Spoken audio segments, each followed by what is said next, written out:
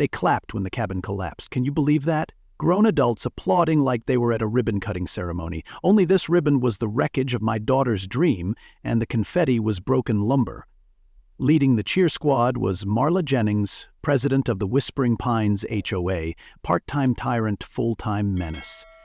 She stood there with her fake Chanel bag, oversized sunglasses, and a smile that looked like it had been practiced in the mirror. And behind her, the rest of the clipboard cult nodded in agreement, as if they'd just won a prize for being the most committed to destroying peace. What they didn't know, and what made me smile in that moment, was that I had been documenting every trespass, every threat, every ridiculous fine. They thought this was the end, but it was just the end of their illusion of control. Leave a comment below. Tell us where you're tuning in from. If you're into wild stories that feel too real to be fake, packed with jaw-dropping twists, poetic justice, and just the right dash of HOA crazy, go ahead and hit that subscribe button. Tomorrow's story? It'll make today look like a warm-up. And the surprise we've got coming next? Let's just say the HOA didn't see that one coming. 3 years earlier, I promised my wife Elena, as she lay in a hospital bed fighting the kind of cancer that doesn't fight fair, that I would build a cabin by the lake for our daughter Sophie. She should grow up with sunsets, not screen time, Elena had said, holding my hand, voice fading like an old song.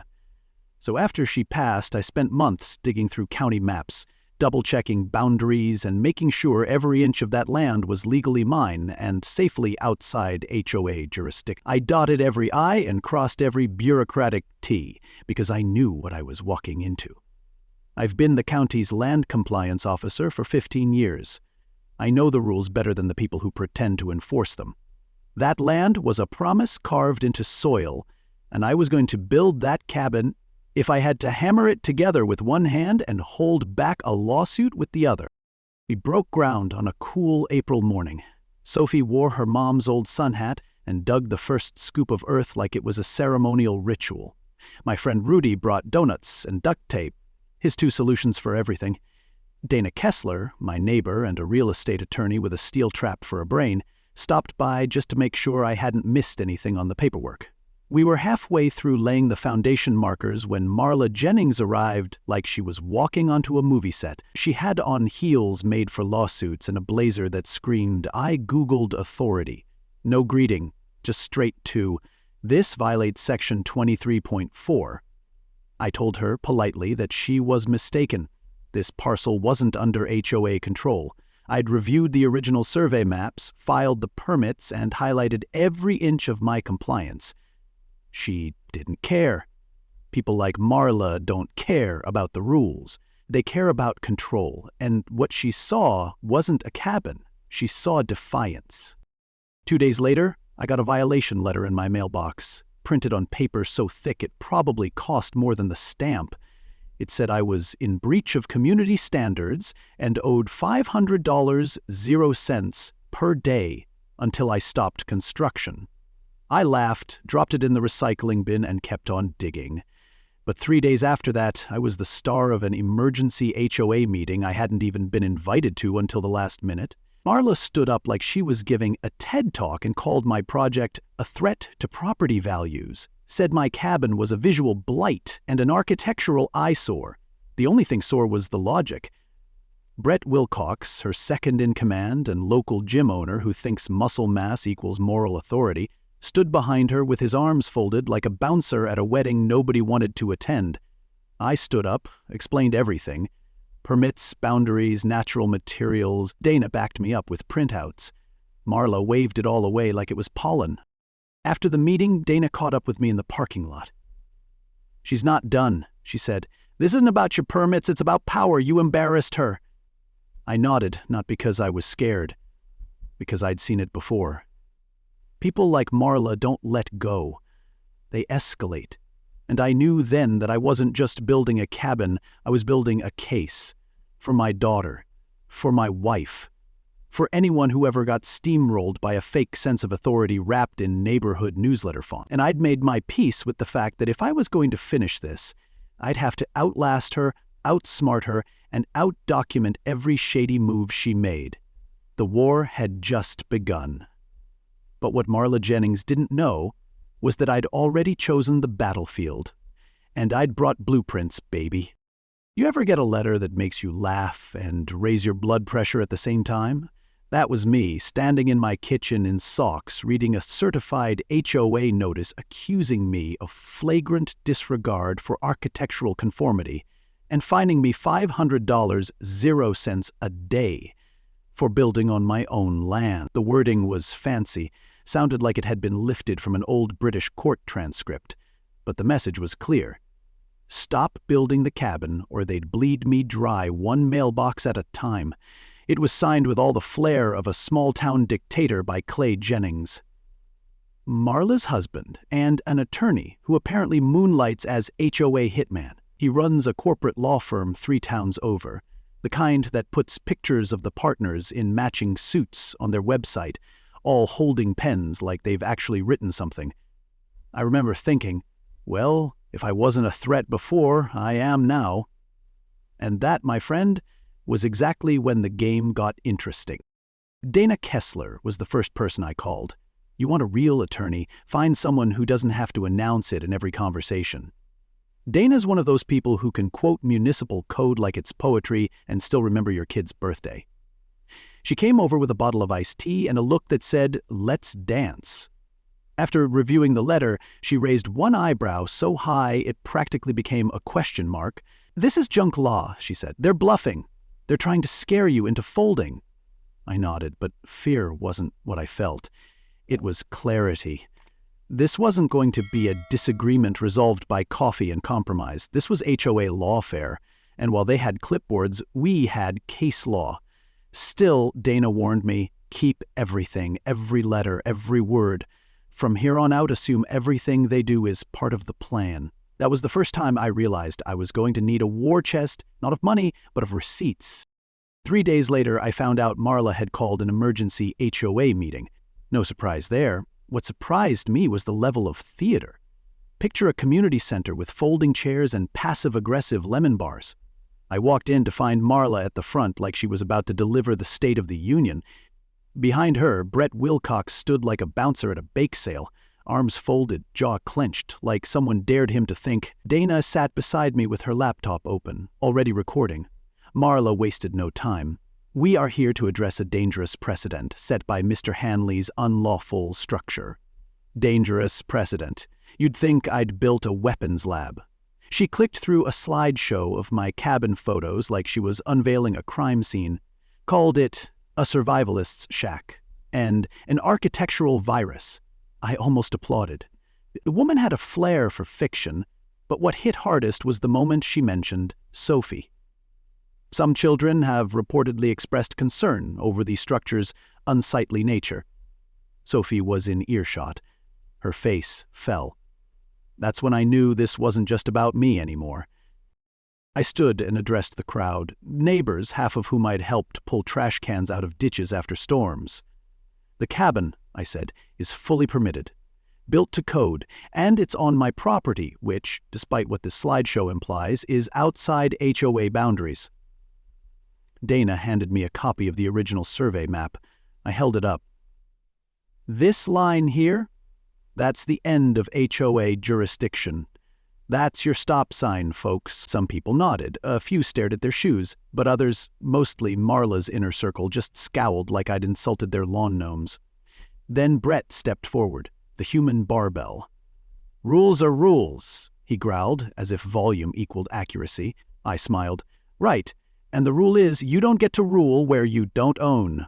That line landed, but even so, I could feel the tension ratcheting up like someone had turned the temperature knob without asking. I wasn't walking out of that meeting with peace, but I was walking out with momentum. On the way to the car, Sophie walked quietly beside me. She finally spoke when we buckled up. "Dad," she said, "am I the reason people are mad?" That's the kind of question that tears something in you. I pulled over before we even left the lot. "No, sweetheart," I said. "People get mad when you don't give them power they never had in the first place. You're the reason I'm building that cabin, not the reason they're tearing it down." She didn't say much after that, but I could see the wheels turning.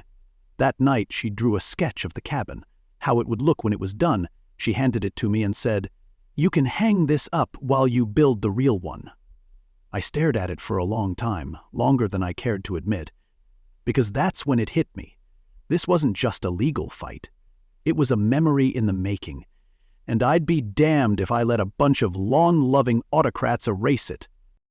I was halfway through a zoning compliance workshop, riveting stuff if you enjoy arguing over decimal points in drainage code, when my phone started vibrating off the table. 5 missed calls from Sophie. The 6th one I picked up. Her voice was shaking. "Dad, they're here. Mrs. Jennings and a bunch of people. They're in the backyard, near the lake.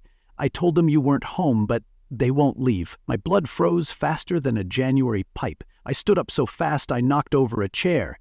Didn't wait for permission, didn't care, because when your 12-year-old calls scared, you move. And as I drove, I wasn't just thinking about the cabin. I was thinking about boundaries, legal, moral, and the kind you only cross if you're ready for consequences. What I didn't know yet was that Marla had brought her clipboard militia to make a statement, and it wasn't just about the cabin. It was about power. My daughter just happened to be standing in the way. When I pulled into the gravel drive, they were still there. Marla in the middle, flanked by 2 HOA loyalists, Brett, the gym gorilla, and some woman I didn't recognize who held a binder like it was the Constitution.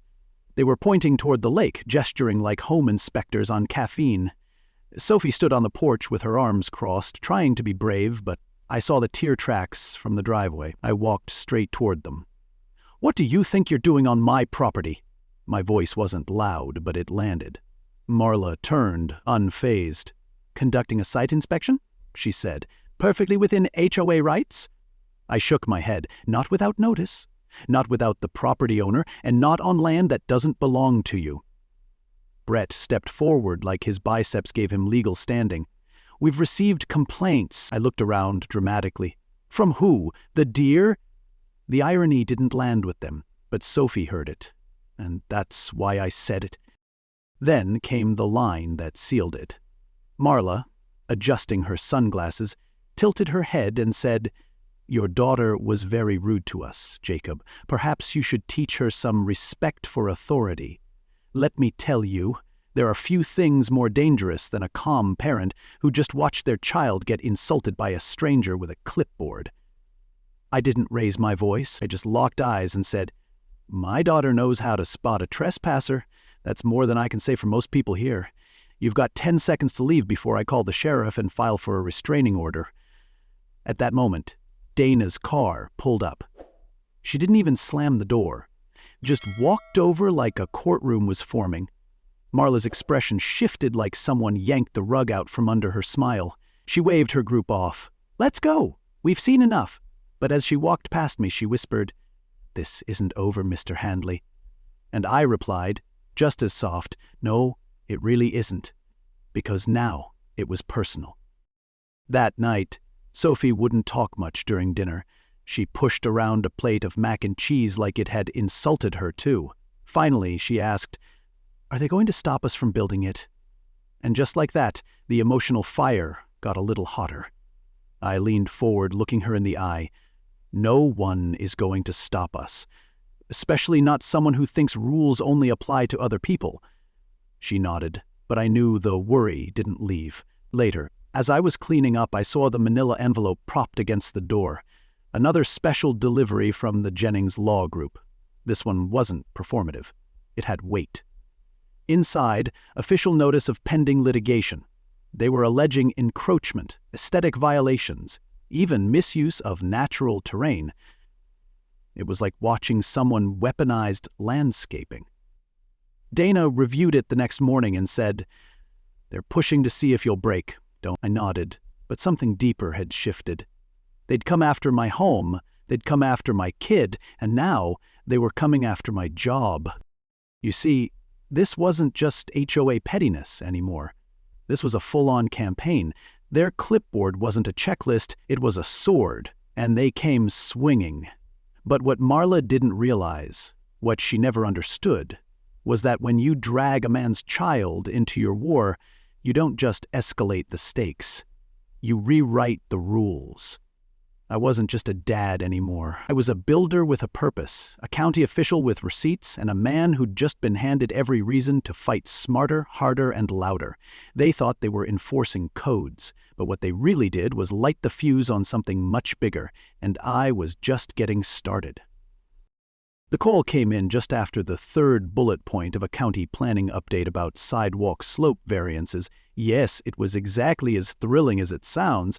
Sophie's name lit up my phone and her voice hit me like a punch through the speaker. "Dad, they're tearing it down, the cabin.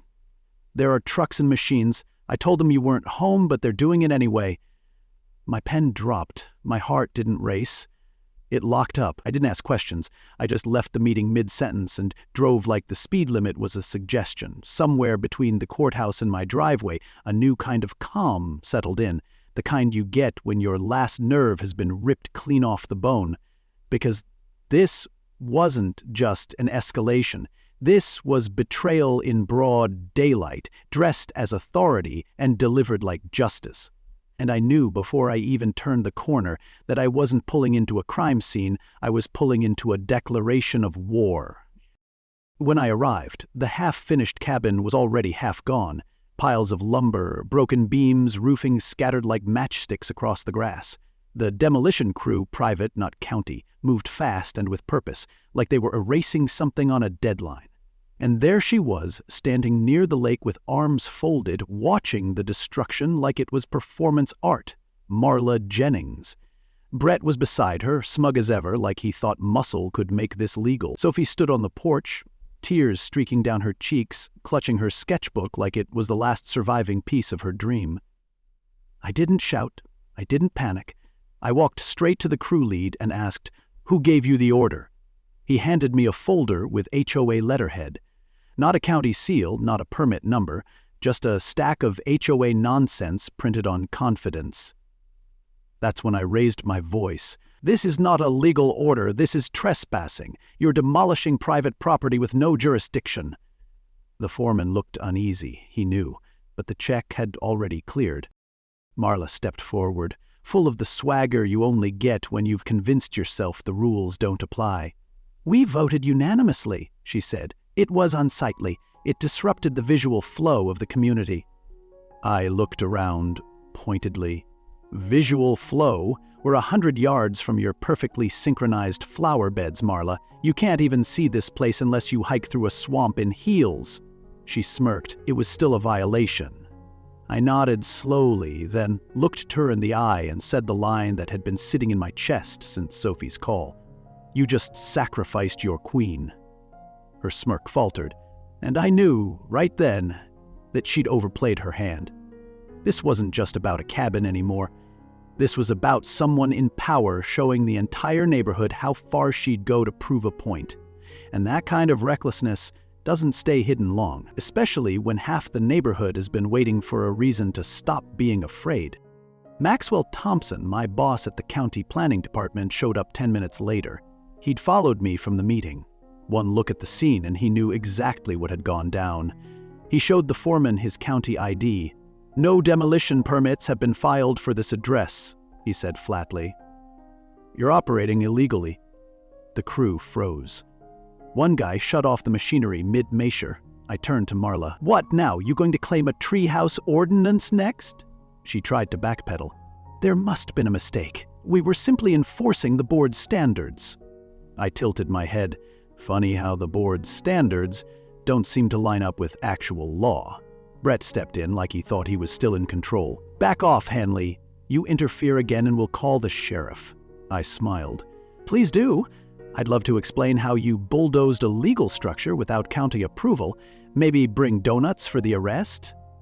Even the crew guys looked like they wanted to clock out early. By the time the machines shut down and the HOA retreated, the damage was done. The cabin, our cabin, was splintered wood and soggy concrete. Sophie didn't say much that night, just sat at the kitchen table tracing over her sketch with quiet hands. I poured myself a glass of water and stared out the window, trying to figure out what was worse, the physical destruction or the smugness behind it. Dana called later and said she'd already started drafting legal action. "This just gave us everything we need," she said. "They went from annoying to criminal." I nodded, but I didn't feel victorious. Not yet, because this wasn't the win. It was the wake-up call. They didn't knock down a cabin. They knocked loose the wrong man's patience. And now? Now it was time to stop defending and start dismantling. After the demolition, we didn't mourn. We mobilized. I cleared off the dining table, Sophie brought over her sketch pad and markers, and Dana showed up with a stack of folders taller than my toolbox. Rudy Chandler, my old buddy and unofficial mayor of the hardware store, walked in with a whiteboard and said, "Heard you're declaring war, I brought supplies." We weren't wearing suits or carrying gavels, but make no mistake, this was a war room. And every pushpin we planted in that map of whispering pines was a reminder that the clipboard crown Marla Jennings wore was about to get cracked. They thought I'd fold. They thought that cabin was the only structure I cared about, but they forgot. I'd been enforcing code longer than they'd been pretending to understand it. And now? I wasn't just a builder. I was an inspector with nothing left to lose. Dana was the one who found it first, a boundary amendment filed in 2018 by the HOA board that extended their jurisdiction to cover the lakefront lots, including mine. The problem? They never got the 75% homeowner approval required by law. It was signed by 3 board members and slipped quietly into county records during a leadership transition, fraudulent in both intent and execution. We pulled up the original plat from 2003, and sure enough, my cabin sat neatly outside HOA reach. "They drew the lines around your cabin," Dana said, pointing with a pen, "like a wolf tracing dinner on a map." Rudy nodded. "Well, then it's time to redraw." That night we printed out every building permit, zoning request, and variance filed by the current HOA board in the last 5 years. You want to play games with boundaries? We brought the whole rulebook. Turns out, Marla and her crew weren't exactly saints of regulation. Brett Wilcox had installed an in-ground swimming pool without safety fencing, an electrical inspection, or get this, any water runoff permit. Another board member had turned a garage into a home gym with unpermitted electrical work. One house had a deck built over a septic tank. The HOA was less a homeowners association and more a cartel of quietly illegal upgrades. We logged every violation, every missing permit, every skipped inspection. Then I did what I do best. I sent it all through official channels. Quietly. By the book. Code enforcement notices went out the next morning with my initials at the bottom. No threats, just facts. One by one, the board members who'd mocked me for non-compliance found themselves staring at 5-figure fines and tear-down orders. And I didn't even raise my voice. Justice doesn't always wear a robe. Sometimes it shows up with a clipboard and coffee. The panic didn't take long to reach my doorstep. 2 days after the first citation hit Brett's mailbox, my office phone rang. It was Marla. "Jacob," she said, voice syrupy like she'd spilled charm all over her tongue. "Let's not let this escalate further. I'm authorized to offer you $25,000, 0 cents, as compensation for the incident. Just sign a release and we can put this all behind us." I leaned back in my chair, hit record, and said, "So, just to be clear, you're offering me money to walk away from a legal dispute involving destruction of private property." There was a pause. "It's not a bribe," she said quickly. "It's a gesture, a good faith agreement." I smiled, even though she couldn't see it. "Marla, you bulldozed my daughter's dream. You broke the law. And now you want to buy silence with HOA dues? No deal." They ended the call and saved the recording. They built a paper empire. We just lit the match. That night, Sophie added another piece to our whiteboard, a red marker arrow labeled HOA violations active. She was learning fast. "Feels like we're building something again," she said. And she wasn't wrong. We weren't laying beams or pouring concrete, but we were reconstructing something just as real: boundaries, accountability, trust. Rudy brought by homemade chili and said, "It's funny how fast tyrants sweat when they have to follow their own rules." Dana raised a toast with her coffee cup. "To leverage, the only thing more satisfying than lumber." We weren't done. Not by a long shot, But for the first time since the demolition, I felt the tide turning. The same people who once whispered behind Marla's back were now calling Dana, asking how to audit HOA finances. Power, I've learned, doesn't disappear. It just changes hands.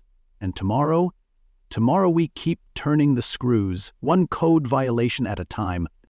The county hearing was standing room only. You'd think we were voting on banning football instead of resolving a zoning dispute, but apparently nothing draws a crowd like HOA drama and a little public shaming. Marla and Clay Jennings sat front row, dressed like they were accepting a humanitarian award. Brett flanked them like a security detail in a suit one size too small. On the other side, I sat beside Dana, Rudy, and Sophie, who was holding a folded piece of paper and bouncing her knee like a metronome. The tension in the room wasn't loud, but it was tight, like the pause before a thunderclap. Commissioner Boyd opened the hearing with formalities, but all I heard was, "Mr. Hanley, you may begin."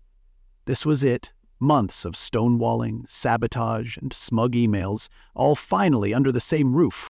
I stood up, kept my voice steady, and laid it all out. Not with anger. Just facts.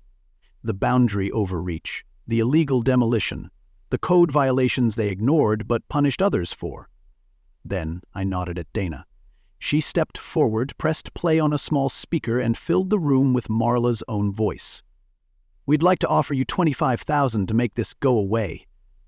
A few gasps, a few stifled laughs, the kind of sound you hear when power slips through polished fingers. Then Commissioner Boyd turned to Clay. "We've reviewed the server access logs. Permit records were altered, using your account." Clay didn't flinch, but the color drained from his face like someone pulled the blinds. "If this is proven," Boyd continued, "you could be facing charges." Clay adjusted his tie, but didn't speak. Funny how quiet lawyers get when they're out of loopholes. And then Sophie stood up. No one called on her. She just walked to the front with that folded piece of paper in her hands and unfolded her courage one sentence at a time. "My mom wanted me to grow up watching sunsets from that cabin. She died before it was built, but my dad promised, and we were almost done when they came with trucks and tore it down." Her voice didn't shake. Mine did. They said it was ugly, but it was ours. It was her memory. And you don't get to vote on memories. Silence. Even Marla looked smaller, like her makeup was holding up better than her dignity. Commissioner Boyd cleared his throat, visibly moved. "Thank you, Ms. Hanley. That was important." The hearing adjourned for deliberation, but we didn't need the gavel to know we'd already won the room. They came back with a full verdict. The HOA had exceeded its authority. The amended boundaries were nullified, fines would be issued, code enforcement would be revisiting every property connected to the board, and effective immediately, the HOA's leadership was suspended pending full investigation. Marla stood to object, but Commissioner Boyd beat her to it. "Mrs. Jennings, this board recommends you resign tonight." She opened her mouth to respond, but nothing came out. Clay put a hand on her shoulder like he was already halfway out the door. And Brett? He didn't even wait, just stood and walked out, eyes forward as if denial could undo consequence. As for me, I didn't feel triumph. I felt weight finally lifted, like a long exhale I hadn't known I was holding. Sophie squeezed my hand, and that was the only victory speech I needed. The rebuild started 2 weeks later, and this time I wasn't alone. Rudy organized volunteers like it was a barn raising. Dana handled the new permits, double-checked, triple-sealed, laminated for good measure. Sophie reworked the floor plan with a little more sunlight in mind. The neighbors brought coffee, lunch, and, more importantly, kindness. Even the ones who'd once stayed quiet showed up, hammers in hand. Max from the planning department came by in jeans and helped frame a window. "You kept the promise," he said. "Now let's raise the roof." The cabin wasn't just wood and nails. It was our vow made visible. One afternoon, Rudy arrived with a wooden plaque. Hand-carved, it read, "Handley's Promise." I held it, and for once, didn't have anything sarcastic to say. Just a lump in my throat and a family around me. By the end of the summer, the cabin stood proud, stronger than before. Sunlight poured through Sophie's favorite window, and a hummingbird feeder hung outside, just like Elena would have wanted. Dana and I found ourselves on the porch swing more often than not, coffee in hand, future unfolding one quiet evening at a time. "You think she'd be proud?" Dana asked once, watching Sophie arrange rocks into a garden path. I nodded. "She'd say we overdid the windows but nailed the soul." Dana smiled. "You overthink everything," I laughed. "And yet, somehow, you stuck around." She shrugged. "You build slow, but you build right. The HOA couldn't stop the sunrise, and they sure couldn't stop us. We didn't just rebuild, we remembered who we were. So what started as a cabin for one little girl turned into something much bigger than all of us. It became proof that even in a world full of small-time power trips and polished pettiness, decency can still win if you're willing to stand your ground, hold your line, and document everything. I didn't just keep a promise to my wife. I showed my daughter what it looks like to fight with your head held high, without ever sinking to the level of those trying to drag you down. The truth is, justice isn't always loud. Sometimes it's quiet. Sometimes it wears flannel and carries a tape measure. And sometimes it swings a hammer, not to destroy, but to rebuild something that matters. This story was never just about a cabin or an HOA. It was about power, how people use it, abuse it, and how to take it back when it's misused. It's about what happens when you mix quiet resilience with smart strategy. And it's about promises, the ones we make, the ones we keep, and the ones that echo through the lives of people we love. I hope, if nothing else, this story reminded you that standing up for what's right might cost you, but not standing up, that costs you everything. If this story spoke to you, if it reminded you of someone you love, a fight you've had, or a moment when you refused to be silenced, leave a comment below and let us know where you're listening from. We read every single one. If you believe in stories where justice doesn't need a title, just truth and backbone, go ahead and hit that like button. And if you're the kind of person who knows there's more where this came from, subscribe, because the next episode, oh, they really didn't see that one coming. See you next time, and remember, don't let the turkeys get you down.